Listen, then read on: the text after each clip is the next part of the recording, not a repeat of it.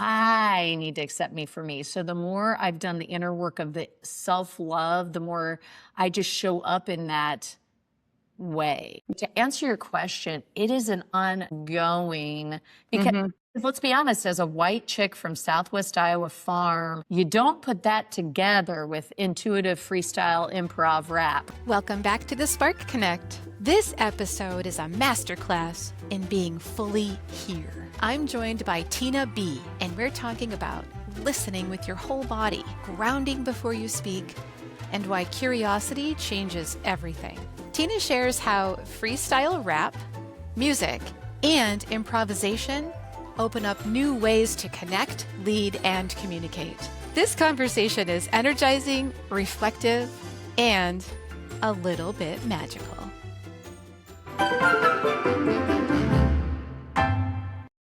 I've been waiting for this one. I am so thrilled to be here with Tina BE, and I just can't wait for all of you to hear what we've got for you today. So without further ado, Tina BE, tell us a little bit more about you, who you are, your brand of art, and I want to talk about your name. So cool. I love it. I love it. Thank you, Kassy. I'm so excited to be here. I'm Tina BE. I'm an intuitive communication coach. And what that means is I guide heart-centered leaders to stop performing and really just start resonating in a way that's super powerful so that their message doesn't just land, it lingers. It pierces the listening in their own way of being, their confidence and in their clarity of what their intention is to make that impact. And that's where the B part is. And I really, my last name is Bakehouse. And so when I started my company 6 years ago as a communication consultant and coach, I just couldn't come up with a name for my company. So I thought, I'll just, Tina BE, LLC. Yeah, you know me. And I had some friends calling me Tina BE. And I'm like, oh, that kind of has a cool ring to it. And so I really leaned into about a year plus ago, I had an intuitive healer, massage therapist say, well, you own Tina BE, as in B. And she really tapped into my heart and it really got into my gut. And so for me, the E matters because we all have a beingness in our leadership and our speaking and who we are, how we show up in the world. And I would say I'm a creative artist. I am an intuitive improviser. I love to create a little rap. That's a fact. Boom, shakalaka. Oh, yeah. And just having fun with that. And so I create rhythmic patterns. And in a lot of my keynotes and trainings, I, at the end, may ask the organization to come up with a word. And then that word has a feeling based on what we've talked about and discussed, and then create a rhythm and then freestyle. I love it. It just all comes from my body. And so I really guide us from disconnection to embodiment so people feel they are fully expressed. Wow. And you just revealed your artistry right in your introduction. It's so beautiful. She might just rap a little, whatever, no big deal. Yeah. I can so relate to this already. I know I still don't have a company name. I'm still just Kassy LaBorie Consulting because I just couldn't come up with it either. And I just, don't you love you're having conversations with people and they see you more than you see yourself? That happens a lot in the world. And then when you lean in and hear that, you're like, wait, you're right. And it's just a beautiful thing that your initial is B, and then what you do is you help people to be. How long have you been using Tina BE? How long has it been? Has it been 6 years or not that long? Well, Tina BE has been there in my business for 6 years. I'm in year 6 and edging into that. And I actually had a former boss years prior to that call me that, and some colleagues and just friends. It was just peppered in lightly. And I was like, yeah, that's kind of cool. Own into it. And when it was really a springboard into my business. And now what's been really interesting is when I go into various experiences of introductions, of meeting people, whether at a conference for my business or running into someone and you just have that connection. I introduce myself as Tina BE. And what's really wild is I get 3 different responses. I'll get the one response. It's like, hey, Tina BE, I'm Ralph or I'm Joan. Nice to meet you. Totally embracing it, totally owning it, totally connected with me enthusiastically and being comfortable with it. The second one is, well, hi, Tina, nice to meet you. Listening fully. They forget the B part. pretty common. That one's most common. Now, the third one has been interesting. This one has a bit of the snarkity darkity where it's like, well, I'm Justin C, kind of making fun of it, so to speak. I mean, I even had someone at a conference say, looking at my name tag, you think you're all like this peacock wearing that name tag in that way without a last name? And to me, it was very revealing, right? It's for all of us are on stages and owning into it. And I think about, Madonna, she just goes by her first name and she owns into that, or Prince, or artist formerly known as Prince, right? Names are everything. And that's where I really have found intuitive listening is it starts with the body and being fully present. And when I am connecting with someone, I really focus. And if I didn't catch their name the first time, I say, oh, would you mind repeating that? Yeah. And I let it get into my body first, then into my ears, and really land in my heart so that they are remembered, because the sound of our name is so important, how it's pronounced, etc. Oh my gosh. When you say I'm resonating with this on a million levels, my own name has so much behind it, as we all do, actually. And it's very interesting when you inquire more. But when you said you let it get into your body, what do you mean about that? And that was before you say it. You said, like, what is it about? Or maybe I misunderstood that. But what do you mean when you say you let it get into your body for a moment, someone's name? Yeah, we have 2 ears and we have a big body. And I think what people don't recognize and realize is that our body really listens more. And we need to be a fully regulated space with our nervous system. So if we're in a fight, flight, fawn, flop kind of mode, if we're dysregulated, we're disconnected.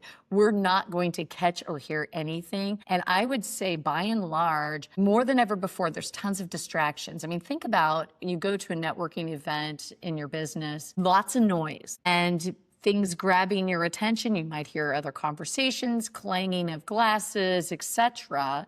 And even watching people coming and going in colors and all of that. If you're tuned into those little nuances, that person is going to be all mumbled. Right. And so and I did that on purpose, the mumbling sound, right? And so that's why I mean, listen with your body, be fully present first. Choose to listen, because listening is a choice. We think much faster than listening. Yeah. You just have to pause too. Like I notice, especially at a networking event, or if you're in any kind of what might be an unfamiliar situation, we can tend to be so wrapped up in how we are being perceived rather than what we are perceiving. And if you can move into that, it'll help you, ironically, to be better perceived. Right. It's this amazing thing. So I make an active effort because I get nervous in social settings too, especially networking ones. I'm extroverted and a speaker, but I'm still nervous. I don't want to get it wrong. And as soon as I stop, focus, restate your name, and we have a whole thing about it, it becomes a very special moment. And then I'm more likely to remember it and learn something about somebody that maybe I don't even have to ask. It just comes up. A name alone starts that cool conversation. Yeah, I think it hits on a couple of things. First of all, I always do what intuitive Abraham Hicks talks about, which is segment intention, where I set an intention where I make sure I have that segment of time prior to walking into a communicative event to be grounded, to be present. So back-to-back virtual calls, I started that initially when I started my business during the pandemic. Oh my gosh, that was depleting of my energy, and it was not wise because every person comes with a different energy and energetic frequency. They deserve, and you deserve, some spaciousness. So that's the first piece. So grounding ourselves into that intention. And it's showing up with a piqued curiosity of being interested versus trying to be interesting. Yeah. And you're right. I feel like when I first was starting my business, I had this nervousness of, I got to build a business. I better get a lot of business cards out there and just attract. And what ended up happening is it was like a date showing up to your door with way too much cologne or perfume on. It's too much, right? And I found I had to step back, take it easy, take a beat and a breath. And I learned that from time with a horse when I did a leadership one-on-one coaching situation. Time with a horse. Yes. It was a cool coaching 2-hour session I had. Dale the horse taught me a lot about myself. I actually was amongst a small, in a small pasture area, and the coach said, pick one horse you'd like to hang out with and get to know better. And I picked the one that was standoffish, Dale, because I thought, well, this is interesting. And Dale was very reticent, and I did different than what I did in network or into these different situations where I didn't throw myself at Dale and touch him right away. I just stood with him at a soft distance and watched him and really just was with him. And what was cool is I let him make the first move, where we first did eye contact and really looked into each other's eyes. Then it became, okay, I might like you. Then he did one little step towards me, and then he gave like a okay with his, a gesture with his schnoz. And I started to comb gently his hair, talk with him, and I just emoted and cried and let out all the fears I was feeling, because I think when we show up not grounded, I mean, our nervous system, our body really, really, truly talks to us. Wow. What are you feeling? Are you feeling shaky or tension or tightness or gookity goo in your belly? Tune into that. Don't ignore it. And too many times we ignore it, and then that's where we're not present, and that's where weird, wonky communication happens. I think we don't know what to do with it. Like when we're in that Right. moment, what are we supposed to do? How do I act on that? What if something's expected of me? What if they want an answer from me and I have this weird feeling? I don't know what to do. And so, a lot of people would just choose to not do. Right. And I call it find the Dale in the room. If you are in that space, like first it's love on yourself, whatever that means, and get into a calm alignment. You first have to label and acknowledge your feelings Mm-hmm. and take that beat, take that moment, and then decide what is going to get you into alignment. And that's listening really, and the pausing and the presence all need to take place. Right. So let's go back to the horse for just a moment. Was this a coaching session that you signed up for and you knew you were going into it? This is going to be a coaching day with horses. Yeah, so it was sort of a swap for me teaching this coach, Kim, storytelling. She said, you know what, I'll give you a session with my horse. So it was a beautiful swap. And I feel like we both had wonderful value to each other's lives. And that's where I feel entrepreneurs and business owners can really help one another in powerful ways. Yeah. That's so cool. I know you and I have been connected because of a mutual friend, and this is the first time that we're meeting and I get to interview you. But I was talking with our mutual friend, Kristen Bach, and she's like, you have to know Tina BE. And I was like, I can't wait. And as soon as we started exchanging emails, here you are. And now we're getting to know each other this way in front of people listening to us, which is really cool. But you are a musician, right? You're rap and improv and storytelling you mentioned. Could you tell us a little more about that? You don't look like what I would expect for a rapper. I'm going to be honest here if anyone's watching the video. So let's go there too, because I actually had an interesting hip hop experience this week that I want to talk about and get your opinion on. I love this. Okay, now you piqued my curiosity. You're keeping me in the loop. I love this. I love the word peak, by the way. It's so cat-like to peak. It's part of a framework that I just wrote too, by the way. Beautiful. The framework is spark, and the P is pique their curiosity. Ooh, beautiful. And I love not only alliteration, but when you have acronyms, magic. Yeah. To answer your question, so I am a creative theater person, an artist. This has been who I am. I mean, I grew up on a little Iowa farm, and my farm porch was my proscenium stage. So from the word go, art has always been a part of me. And I found power in stories. I thought in songs. I had a little Fisher-Price tape recorder, and I would record little news programs, radio talk shows, wrote my younger brother and sister into these fun annual productions starting when I was about 7 for my parents' anniversary. It was very Carol Burnett variety show meets Lawrence Welk, all kinds of fun. And of course, costumes for sure. And what I have found, and it really was when I attended this past National Speakers Association conference, I had a beautiful joy partner that I had met. His name's Rennick.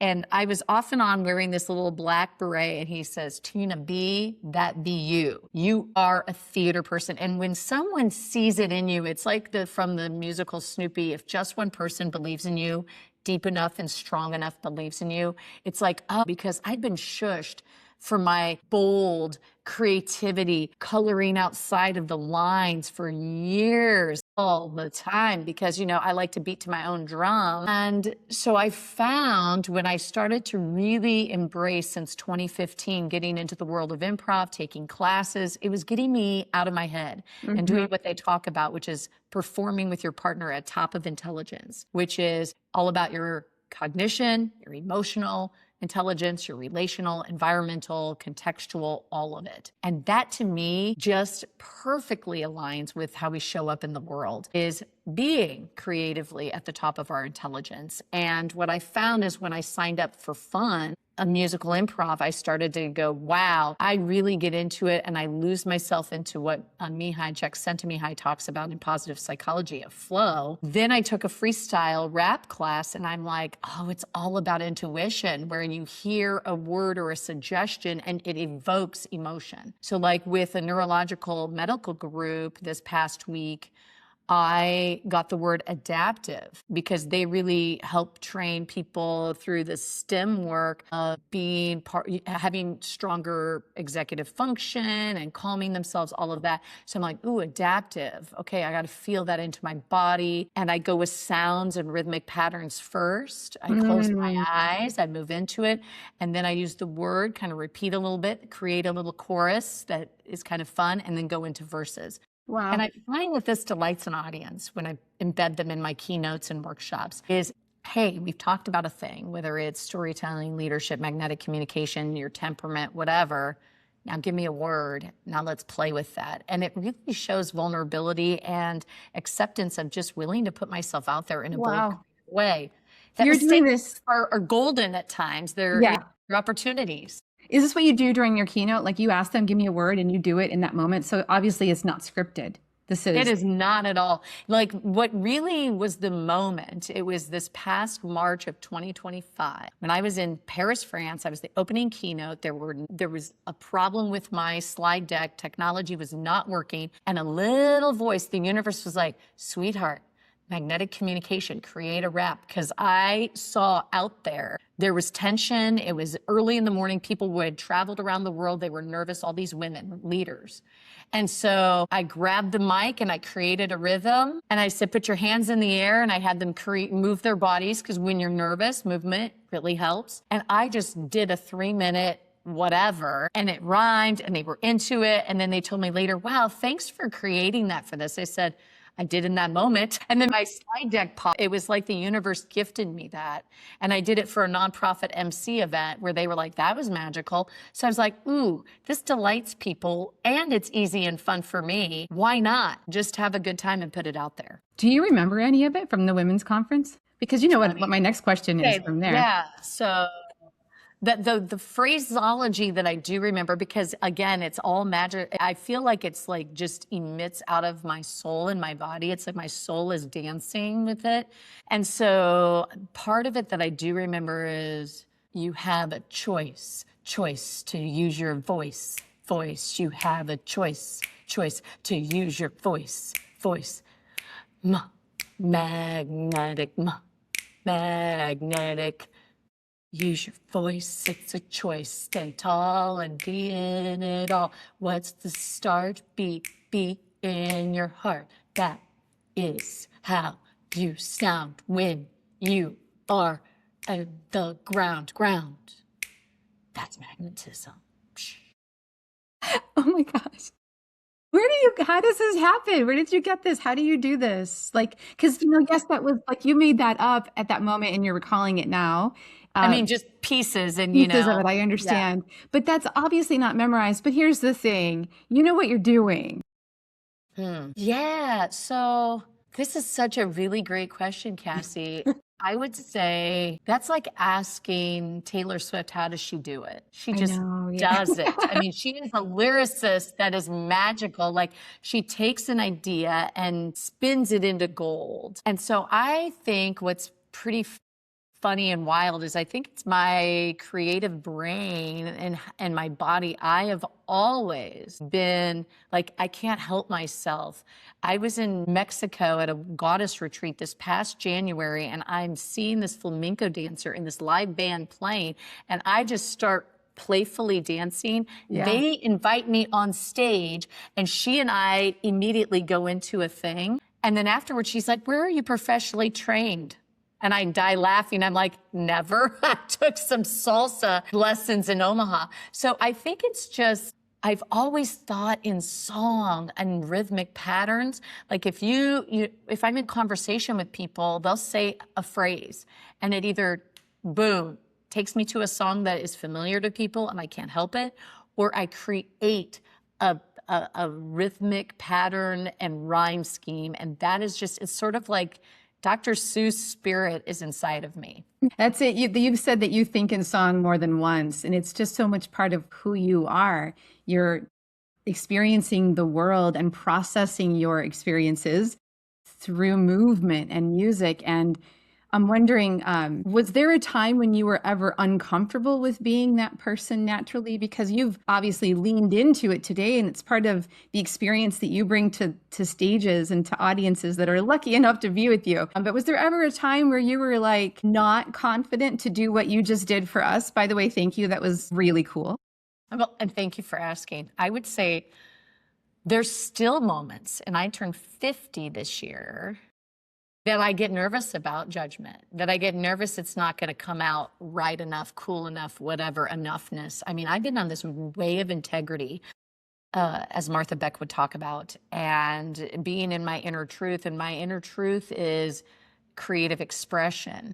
And I, as I noted earlier, boisterous passion and power for this has been shushed by a lot of people, or I get or feel the vibe of judgment or the sort of thing. So I would say I am on this really powerful journey of getting so committed to the being that I am.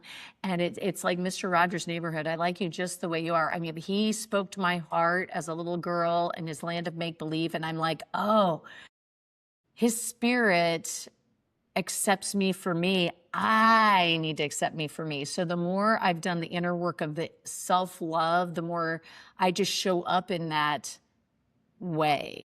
Yeah. And so to answer your question, it is an ongoing, because let's be honest, as a white chick from Southwest Iowa farm, you don't put that together with intuitive freestyle improv rap, right? Like No, you don't. don't.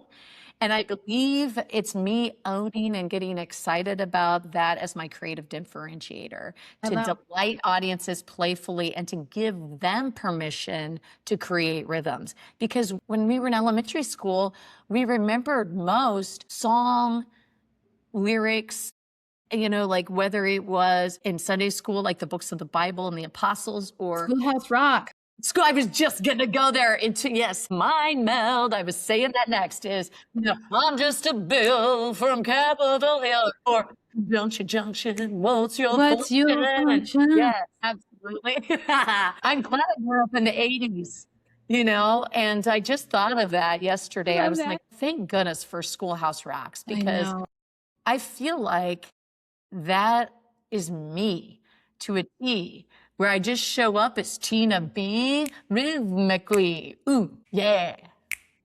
There it is. Whoop, there it is. Oh my gosh. You're like, we're like Pitch Perfect right now. Boom, boom, boom. And then what do they call that? What do they call that when they do that in Pitch Perfect, where they have like the...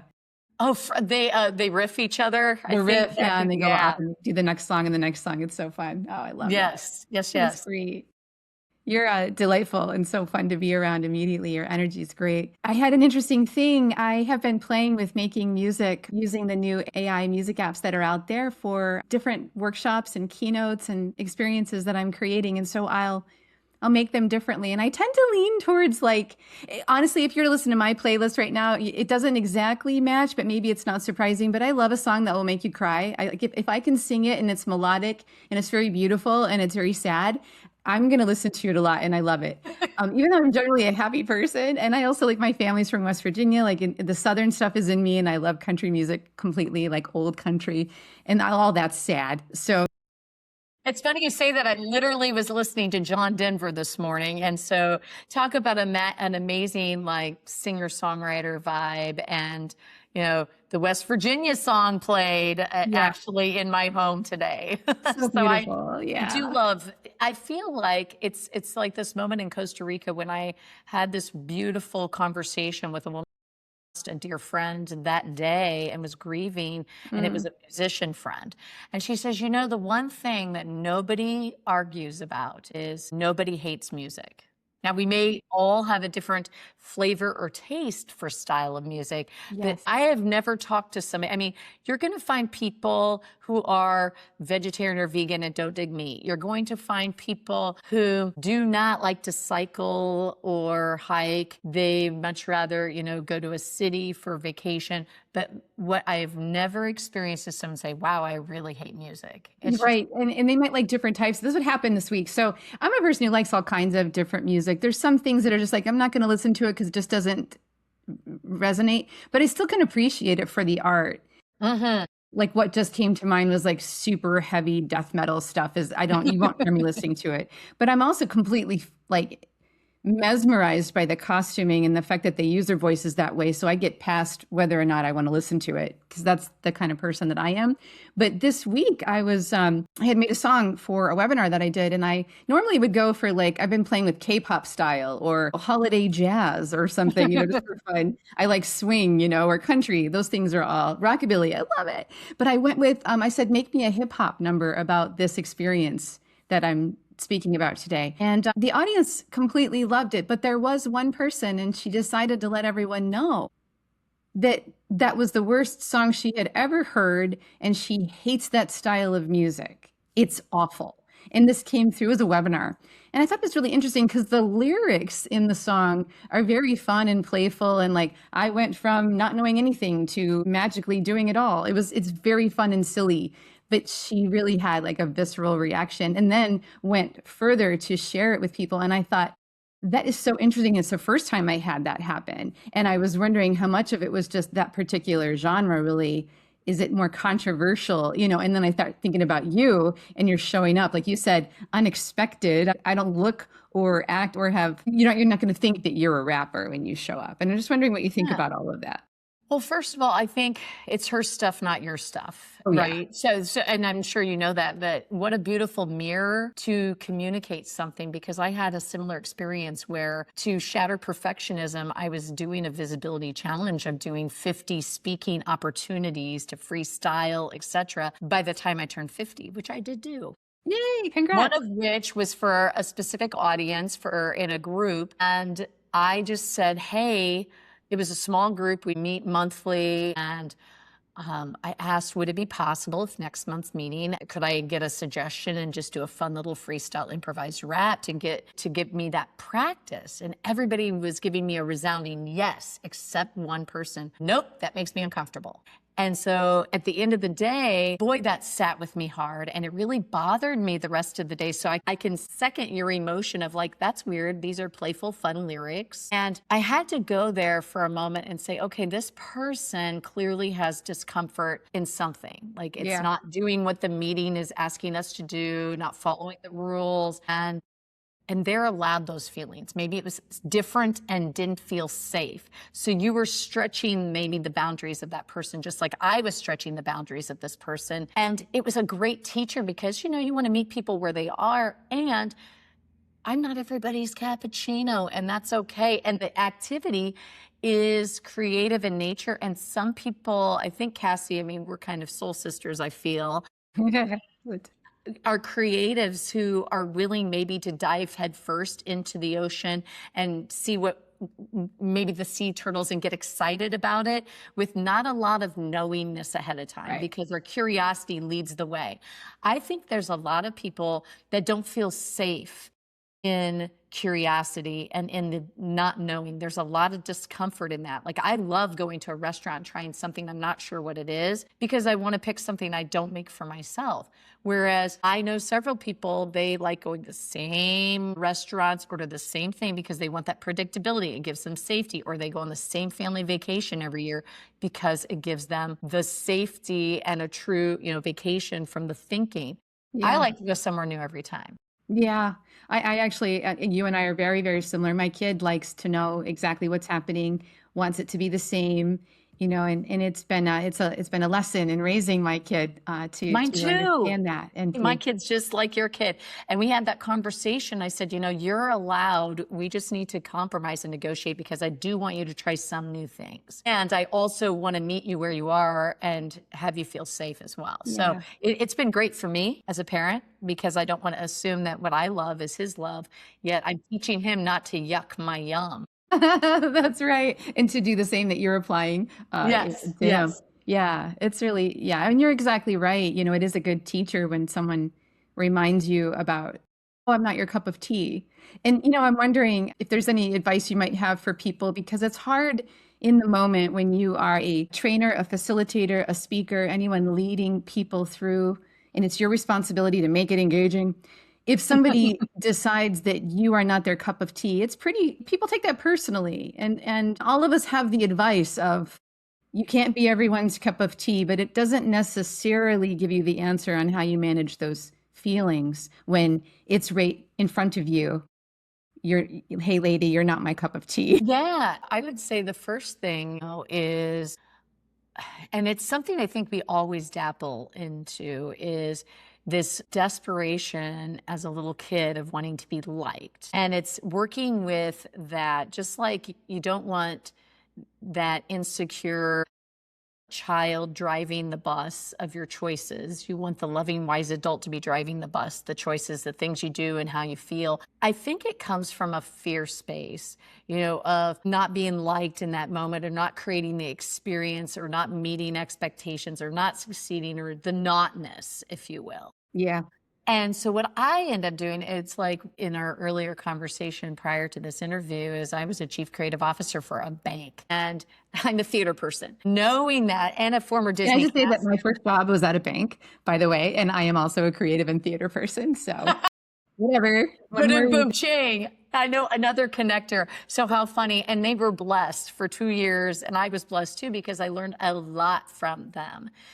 In terms of, at a bank, it's all about safety and security. And so if I showed up with my flair, walking in the day of doing our huddle up training, which I did those once a month with Disney, woo, the magic, it's meeting them where they are, first of all, in that moment, having the plan or the ideas intact, but also the part of it is, prior to even going into that speaking experience, the more you get curious about who's that target audience, to whom are you speaking, the more you can align stories, examples, and the experience with that given audience. So when you're in that moment, you can tune into the feedback you're getting. If you see disengagement where people are on their phone, that's one form of, oh, I'm not meeting their needs. They're bored. Or the other extreme, if they're, rolling their eyes and cringy with their posturing, it's pause for a moment. And you might even acknowledge, like, depending on what you're talking about, like in my world, it's communication. So it seems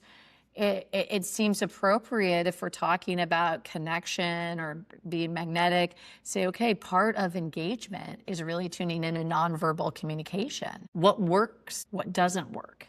Maybe it's shifting gears a little bit and tuning inward and saying, okay, I want you right now. Maybe you stop talking and you put it out on the audience and say, I want you right now. Write down one word you're feeling in this moment, so that you catch them maybe in the moment. And this is me being a random, that I'm cool with doing that in the moment. Some people would not be, they have a plan, whatever, but I would be, because it would be a creative disruptor.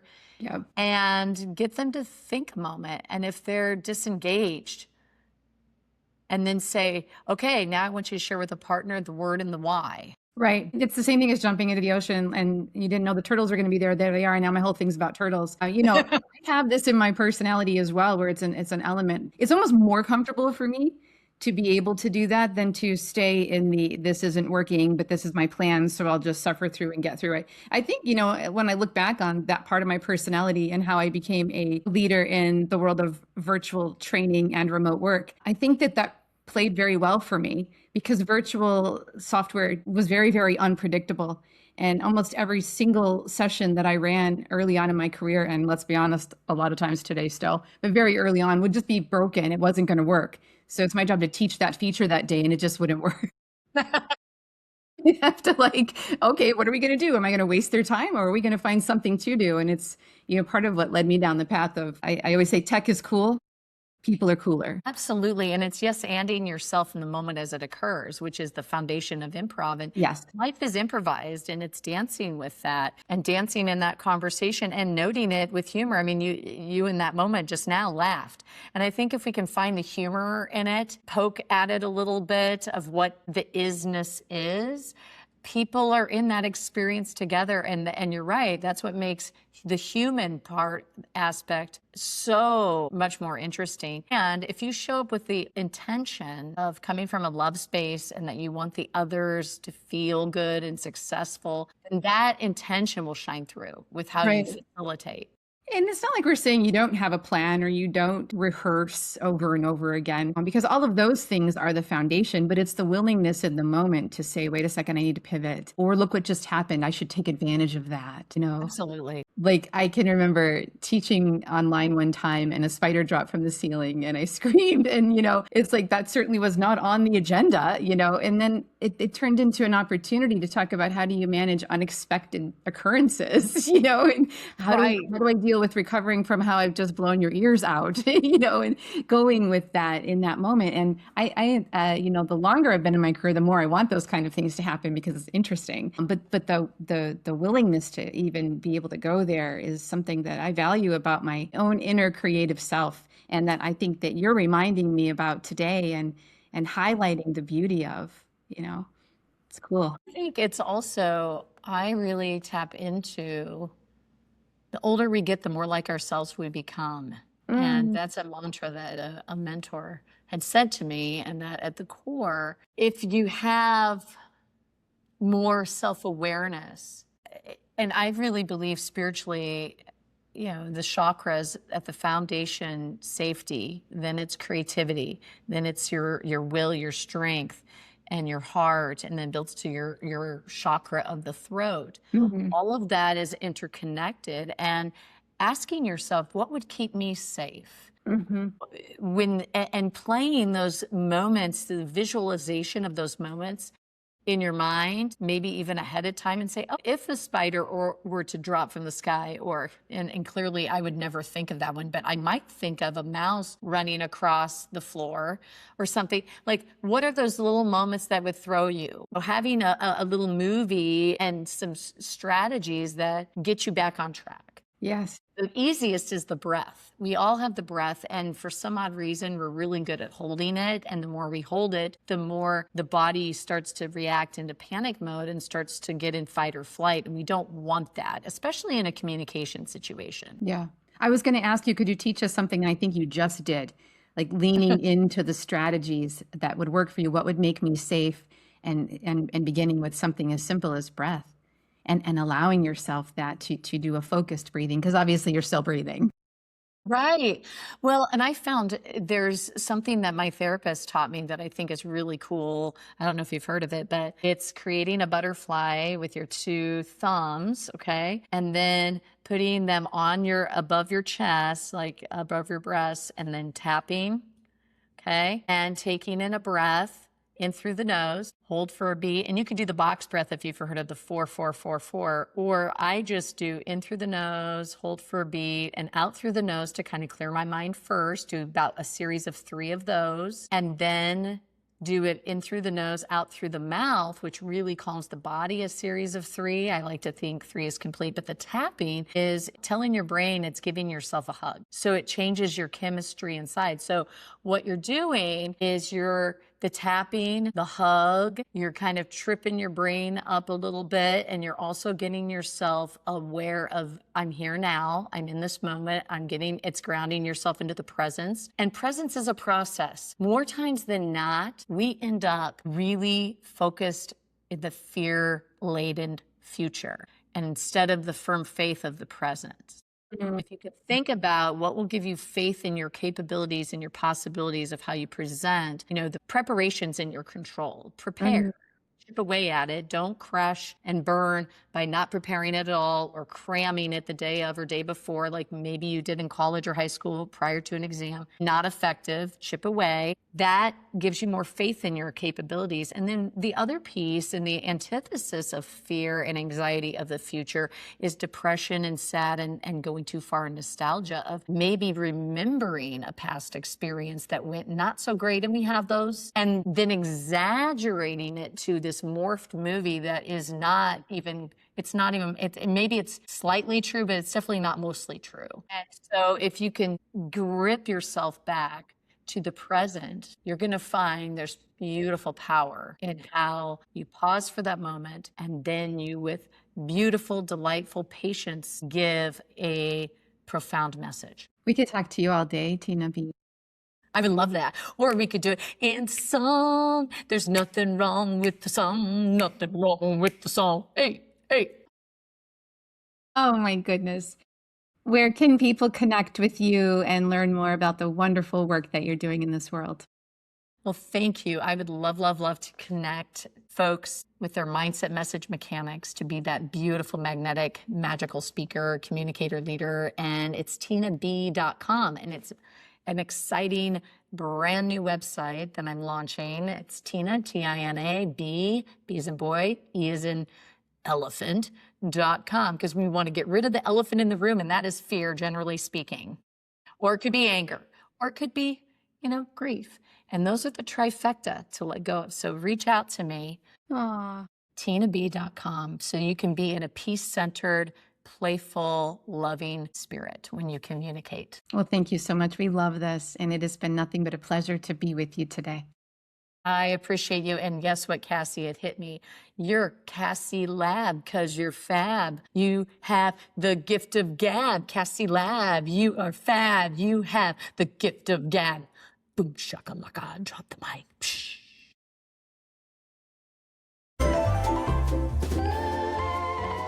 That's your spark. Now go light something up. And hey, if this episode lit you up, share it with a friend, a fellow facilitator, or someone who needs a little more connection in their day.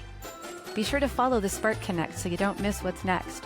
We've got more brilliant voices, bold ideas, and heart-forward conversations coming your way. Until then, stay curious, stay brave, and keep showing up.